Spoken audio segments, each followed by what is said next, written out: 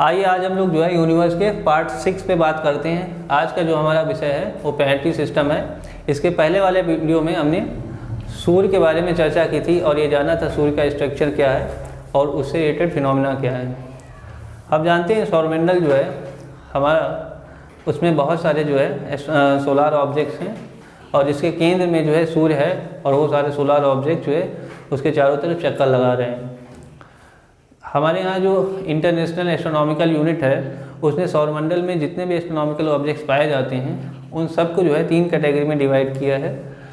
पहली कैटेगरी में जो है उन्होंने ट्रेडिशनल प्लैनेट को रखा है, ट्रेडिशनल प्लैनेट्स को रखा है। इसमें जो है सारे जो है 8 प्लैनेट्स जो हैं उन सब को इसमें लिया जाता है, जैसे मरकरी, मार्स, अर्थ, ये सब जो है इसमें लिया जाता है। सेकेंड में जो है ड्वार्फ प्लैनेट्स, इसमें प्लूटो है, सेरस है, इन सबको लिया जाता है। प्लूटो, सेरस, ये हो गया। थर्ड में जो है जो अदर स्मॉलर सोलार ऑब्जेक्ट्स जो हैं उनको लिया जाता है। इसमें जैसे एस्टेरॉइड्स हो गए, आप जानते हैं मार्स और जुपिटर के बीच में जो है एक एस्टेरॉइड बेल्ट पाई जाती है, एस्टेरॉइड्स। फिर जो है मीटियोर्स, उसके बाद कॉमेट्स और जितने भी जो है इसमें सैटेलाइट्स हैं या नेचुरल सैटेलाइट आप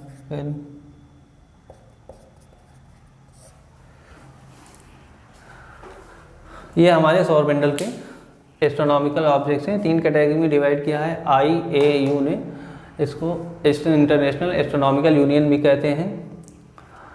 इनमें जो ट्रेडिशनल प्लैनेट्स हैं वो पहले जो है उनका नंबर जो है 9 था और अभी जो है इनका नंबर 8 है, क्योंकि जो है जो प्राग कन्वेंशन हुआ था इसमें इंटरनेशनल एस्ट्रोनॉमिकल यूनियन ने जो है ग्रहों को जो है फिर से डिफाइन किया था। उसमें 3 कंडीशन बताई थी ग्रह होने के लिए।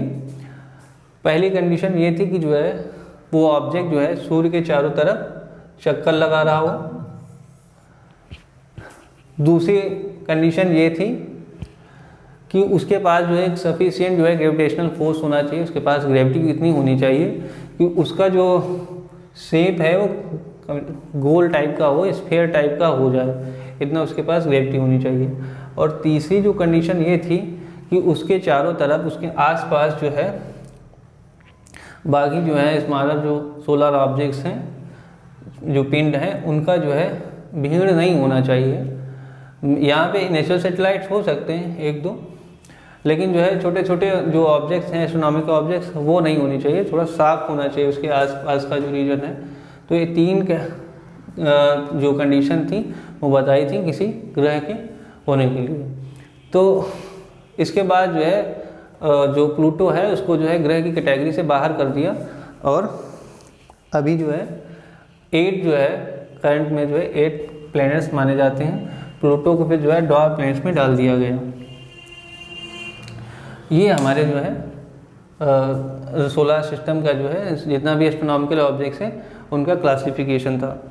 अब हम समझते हैं कि जो है इस प्लैनेटरी सिस्टम में जो है मोशन, जो प्लैनेट्स का मोशन है उससे रिलेटेड जो है कुछ टर्म देखते हैं। इसमें जो है पहला टर्म आता है कि इसका जो है ऑर्बिट कैसा होता है, जो प्लैनेट्स हैं उनका ऑर्बिट कैसा होता है या इनकी कक्षा जो है कैसी होती है। तो ऑर्बिट जो है प्लैनेट्स का ऑर्बिट जो है वो एलिप्टिकल होता है, इस टाइप की शेप का होता है ऑर्बिट।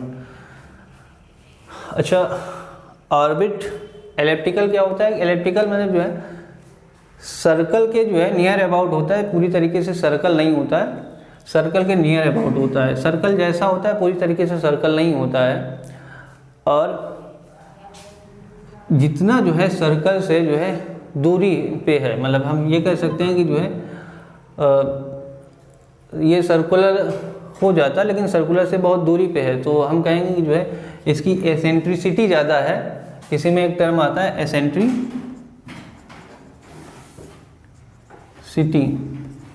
उत्केंद्रता।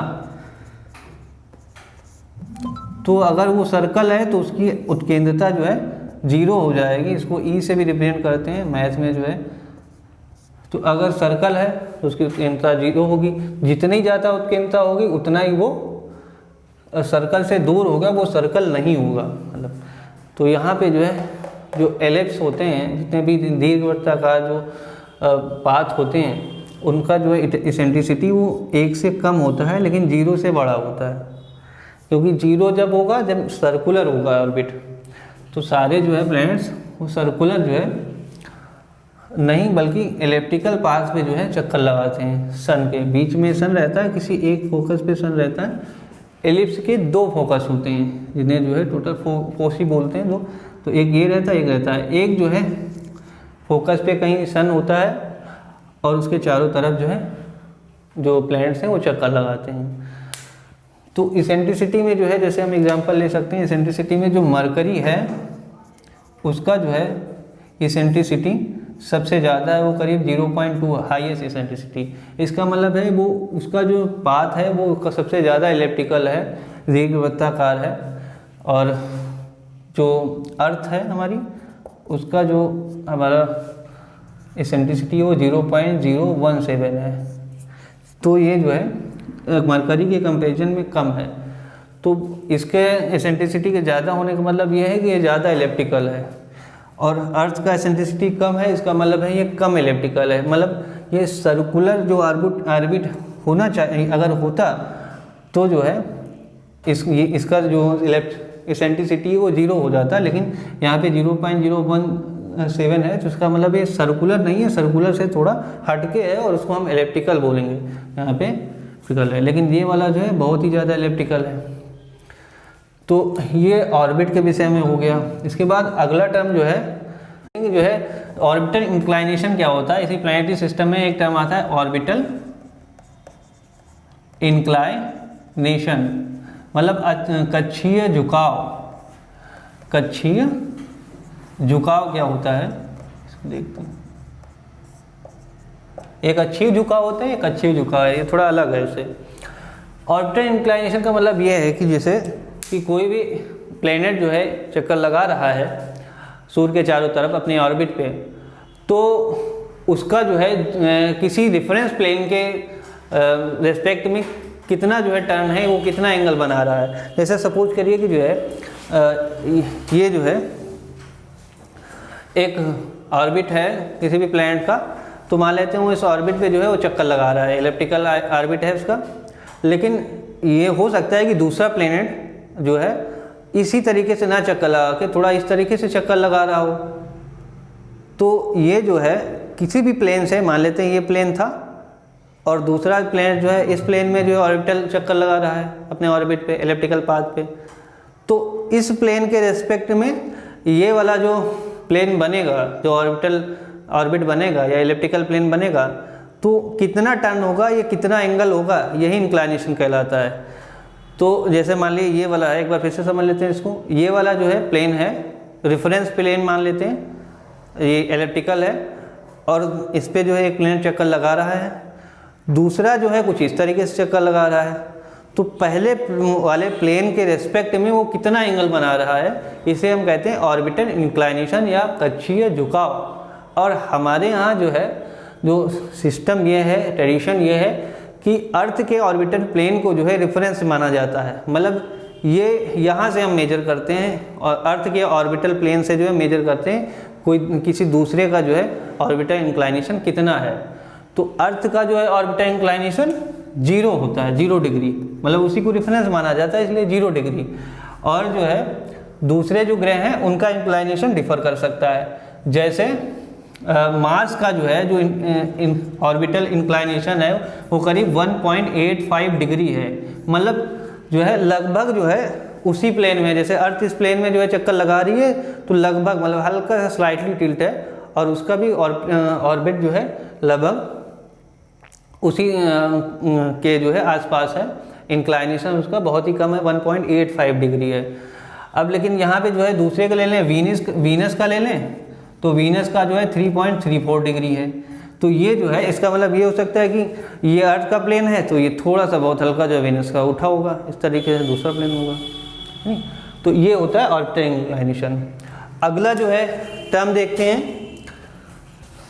उसको कहते हैं हम लोग एक्सियल इंक्लाइनेशन भी बोल सकते हैं। एक्सियल इंक्लाइनेशन, अक्षीय झुकाव,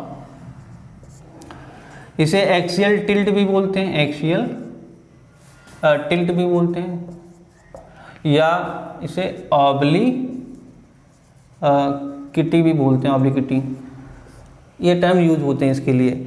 हमने आपको बताया था कि जो है जब भी किसी भी जो है स्फेरॉइड या स्फीयर टाइप का शेप होता है, उसको जब हम जो है घुमाते हैं, ऐसे मान लिया रोटेट करते हैं, तो इसमें जो है 2 पॉइंट जो है स्थिर नज़र आते हैं। जैसे यहाँ पे जब हम रोटेट करेंगे तो ये पॉइंट इसमें स्थिर नज़र आएगा, इसमें स्टेबल नज़र आएगा, बाकी सारा घूमेगा, यहाँ पे पॉइंट बनेगा 2 जगह पे। तो यही 2 पॉइंट क्या होते हैं, यही 2 पॉइंट पोल कहलाते हैं हमारे। और इनको मिलाने वाला जो लाइन होता है, जैसे इसको और इसको मिला देंगे तो ये जो लाइन बनेगा इसे हम एक्सिस कहते हैं, यही एक्सिस होता है। तो ये हमारा एक्सिस है, और ऑर्बिटल प्लेन जो है जैसे ऐसे ये चक्कर लगा रहा है, ये ऑर्बिटल इसका प्लेन हो जाएगा। तो अगर ऑर्बिटल प्लेन पे जो है हम परपेंडिकुलर ड्रॉ करें और एक्सिस से जो है उसका एंगल मेजर करें, तो वही उसी को जो है हम एक्सियल इंक्लाइनेशन या एक्सियल टिल्ट, या हिंदी में इसे अक्षीय झुकाव कहते हैं। सपोज करिए कि जो है इस वाले में जो है ये चक्कर लगा रही है अपनी पृथ्वी जो है इस ऑर्बिटल प्लेन में, तो यहाँ पे हमने जो है एक परपेंडिकुलर ड्रॉ किया, और इस वाली एक्सिस को जो है ऐसे, ये दूसरा वाला कलर बना ये वाला, जैसे ये इसका एक्सिस है नहीं, टिल्ट है, और इसका ऑर्बिटल प्लेन जो है ये वाला था मान लिया, तो इस पे जो है इस तरीके से जो है ये वाला एंगल जो बनेगा यही क्या कहलाएगा, इसका एक्सियल टिल्ट या एक्सियल इंक्लाइनेशन या ऑब्लिक्विटी, इसी को कहते हैं। तो ये हर प्लैनेट्स में डिफर करता है। जैसे मार्स में जो है अपने अर्थ का जो है वो करीब 23.5 डिग्री है ये एक्सियल इंक्लाइनेशन। मतलब जो ऑर्बिटल प्लेन है उस पर परपेंडिकुलर ड्रॉ करिए, और एक्सिस से जो है उसका इंक्लाइनेशन या एंगल देखिए, उसको हम कहते हैं अक्षीय झुकाव, एक्सियल इंक्लाइनेशन।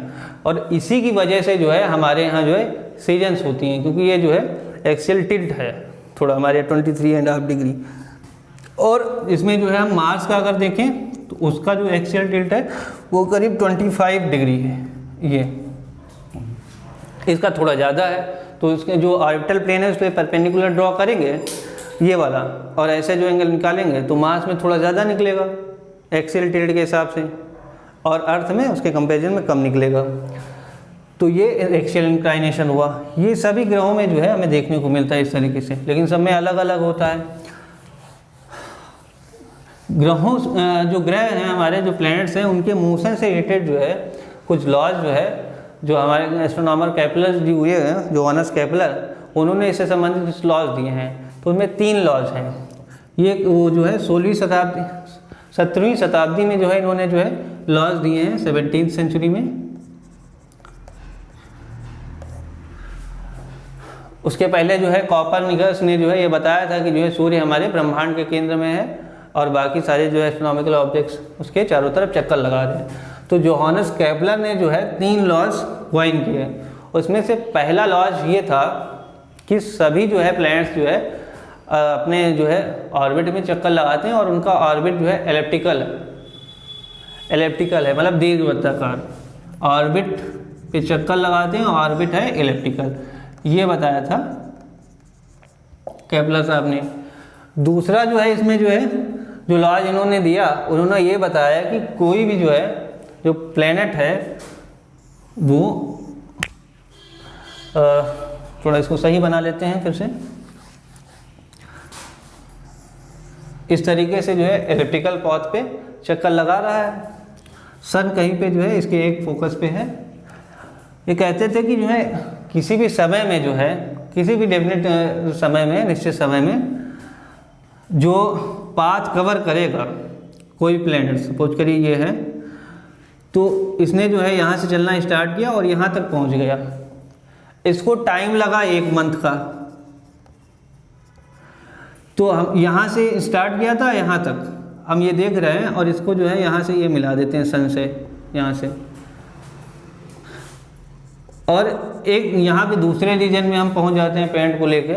यहाँ पे प्लैनेट को देखते हैं और यहीं से जो है चलना स्टार्ट किया और 1 मंथ इसको लगा, मान लें इतना ही टाइम जो है इसमें फिर देखते हैं, तो मान लेते हैं उसको इतना लगा ये इतना, यहाँ से यहाँ तक आने में जो है 1 मंथ यहाँ पर भी लगा ये।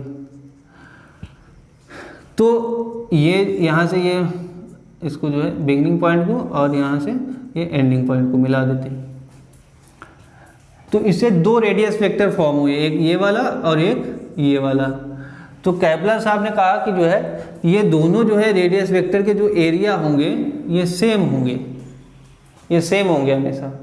ये इन्होंने बताया था कि जो है इक्वल समय में जो है, बराबर समय में जो है, जो प्लैनेट जो है इस तरीके से मोशन करता है कि उससे जो रेडियस वेक्टर फॉर्म हो रहे हैं इक्वल टाइम में, ध्यान रखना इक्वल टाइम में, तो उन रेडियस वेक्टर के जो है एरिया सेम होते हैं, ये बताया था। सो इसका मतलब सीधी सी बात है कि जो है यहाँ पे जो है इसका मोशन ज़्यादा होगा, स्पीड तेज होगा यहाँ पे क्योंकि सन के नज़दीक है, और यहाँ पे इसका स्लो होगा कंपेरिजन में। ये तभी तो ये संभव होगा, नहीं तो संभव नहीं हो सकता। अब जो है तीसरा लॉज भी इन्होंने दिया था। तीसरा लॉज इन्होंने ये दिया कि जो है कोई भी प्लैनेट जो है अपने ऑर्बिट पे चक्कर लगाता है एलिप्टिकल पाथ पे, तो वो जो टाइम पीरियड होता है एक चक्कर लगाने का, एक रिवोल्यूशन पूरा करने का, वो टाइम पीरियड जो है उसको हम टी मान लेते हैं। और इसमें जो है 2 एक्सिस होती हैं, इस वाले को जो है माइनर एक्सिस बोलते हैं और इसे मेजर एक्सिस बोलते हैं। तो ये मेजर एक्सिस में सेमी मेजर एक्सिस लेना है हमें, यहाँ से यहाँ तक, जहाँ पे ये दोनों कट करते हैं, यहाँ से यहाँ तक जो है ये वाला जो है इसे सेमी मेजर एक्सिस कहते हैं, इसे सेमी मेजर एक्सिस। और मान लेते हैं इसको जो है ए से रिप्रेजेंट कर दें। तो जो टी जो टाइम पीरियड होगा एक रिवोल्यूशन पूरा करने में, उसका जो स्क्वायर कर दें वो प्रोपोर्शनल होता है इसके क्यूब के, ये वाला इसके प्रोपोर्शनल होता है क्यूब के, सेमी मेजर एक्सिस के क्यूब के प्रोपोर्शनल होता है इसका टाइम पीरियड का स्क्वायर। टाइम पीरियड मतलब एक रिवोल्यूशन पूरा करने में जो टाइम लगा है इसको। तो ये प्लैनेट्स के प्लैनेटरी सिस्टम से रिलेटेड जो है कुछ चीज़ें थी वो हमने इसमें डिस्कस किया। अगले वीडियो में जो है ग्रहों के बारे में कुछ और जानकारी लेंगे, फैक्ट भी लेंगे। तो मिलते हैं अगले वीडियो में, तब तक के लिए जय हिंद।